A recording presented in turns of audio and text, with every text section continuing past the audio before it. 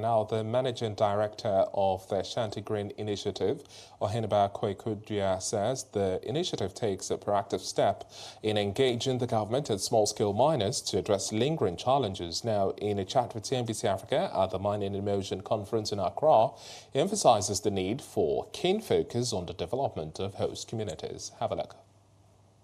What inspired the conversation was the increased difficulties that we saw arising in the sector. I think for too long a time, we've not been able to maximize the benefits that we're supposed to be deriving from our natural resources. The Ashanti is Ghana's most gold-rich region. We've been trading in gold for centuries.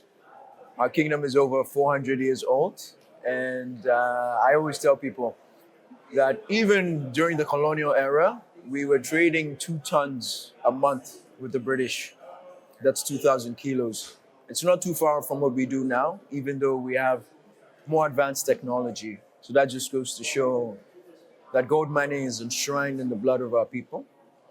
So obviously, when the difficulties started arising around the way gold was being mined, especially in the small-scale mining sector, we said, considering the fact that a lot of those challenges were in our region, and that the royal family typically takes a more relaxed or more laid-back role for the government to take that proactive step to sorting out issues, we said, okay, look, why not just nudge a little bit more and work more closely with the government? Perhaps our presence in such an incentive would be able to motivate our people to take a different look at things. And that is what led to the creation of the Ashanti Green Initiative. My father has a foundation of, the palace has its own foundation. But we wanted a foundation that takes a look more at minerals, more at sustainability, predominantly sustainability and minerals. So that was what led to the creation of Ashanti Green Initiative, more of a specialized foundation as part of the broader things that we as the Ashanti royal family do. So that's what that's what really led to all of this. All right, now, because now it's the first Mining in Motion, and I'm trying to understand the larger scope here. And looking at the theme this year, aligns with what you just said: sustainable mining, local growth, and how to drive impact. And I'd like you to speak to that in terms of the outcomes here, because we've seen incredible speakers here in the past 2 days. Well, so the theme, sustainable mining and local growth,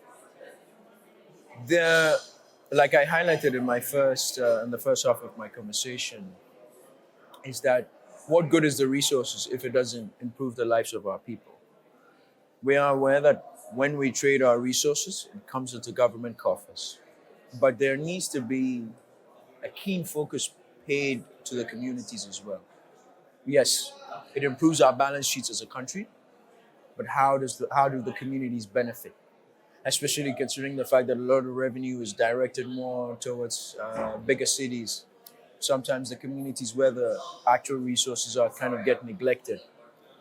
So what we want to do is to improve beneficiation, improve community development.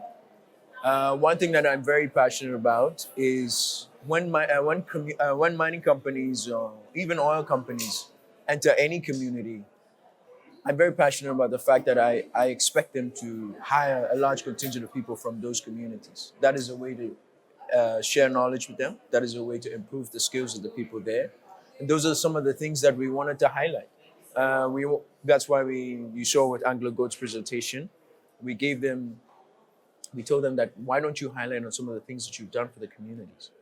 Let people see, use this as a benchmark, that the mining companies are supposed to come in, assist the communities, and we as traditional leaders and people who are involved in the sector to spearhead and to encourage people.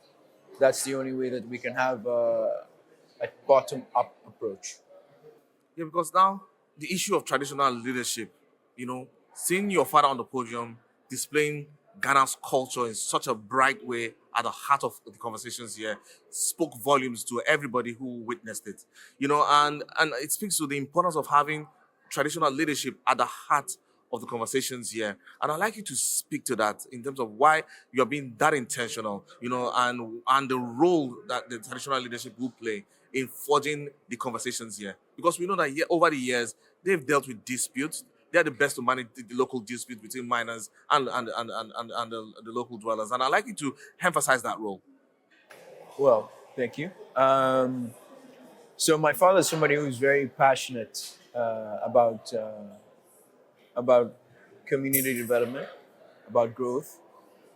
So, like I mentioned earlier as well, when the issues arose, my father was very cognizant of the fact that, like you rightly said, we as the traditional leadership, especially given my father's status and reputation, have a very special role to play, considering the fact that people see our traditional leadership as parents, people that they can really speak to more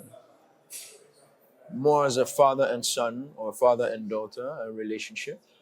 We decided to take that step to say that, look, we're aware that there's challenges, we're aware that there's problems in the sector, but one thing that we cannot do is lose sight of where we want to get to.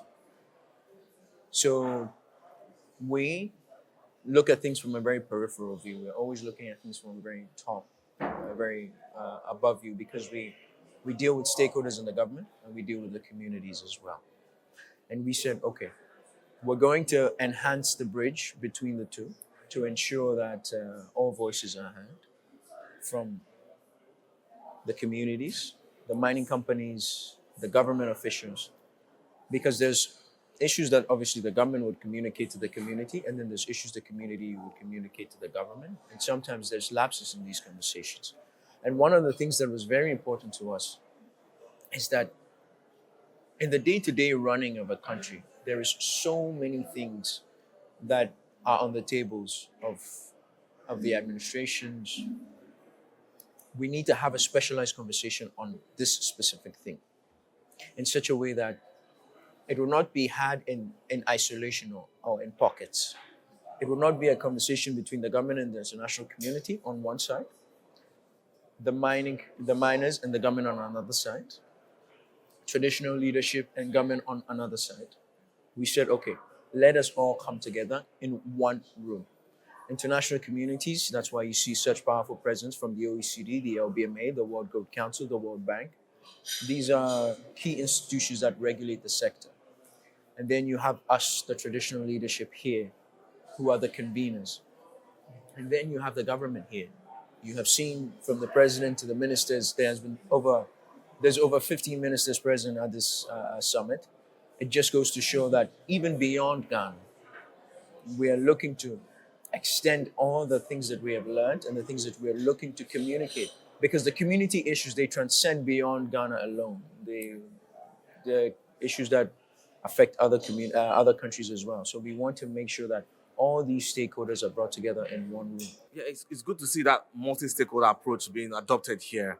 And Ghana is in the middle of reforms, like you rightly said. The challenges here are mirrored across Africa and even Asia and other developing countries. And seeking a solution to these challenges will definitely go a long way to and provide insights for other countries there. But then, looking at the reform cycle that is happening in Ghana, I would love to get your take on it and how it's being run and just your general views on it. I think results speak for themselves, and the results are evident. One big thing about this conference was that a lot of people were very excited for Mr. Sami Jainfi, who spoke a few minutes ago, to speak, because people are quite impressed with the results that the Gold Board has been able to achieve, which is one of the biggest reforms that we see in the sector now. The Ministry of Lands and Natural Resources as well, being a co-convener to this conference, has also shown significant improvements. They've done multiple projects, and I think that what we can do as a collective is to support them, to show some goodwill, to give them the patience to be able to enact their policies. And I think that going forward, we're setting ourselves up for a revolution of the mining sector in a very positive way. Yeah, because the key focus has been on the artisanal miners here, and looking at the broader vision of Mining in Motion and of the Ashanti Green Initiative, how are you looking at the broader mining space in Ghana?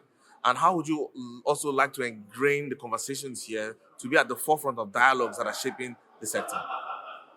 So in terms of looking at the entire sector, artisanal mining spans beyond gold alone.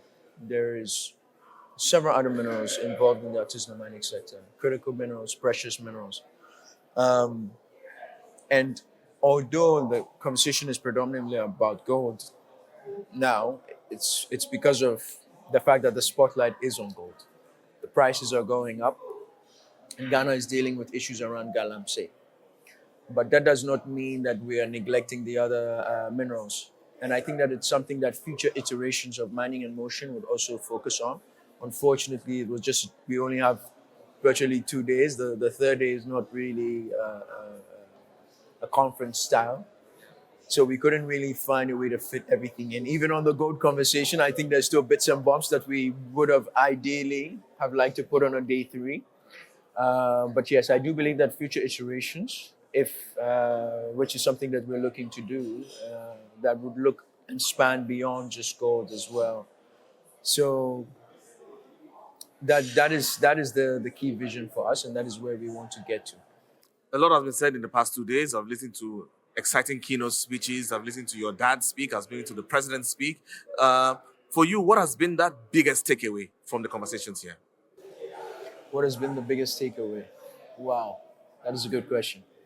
I feel like the biggest takeaway is collectivism. We've come together. And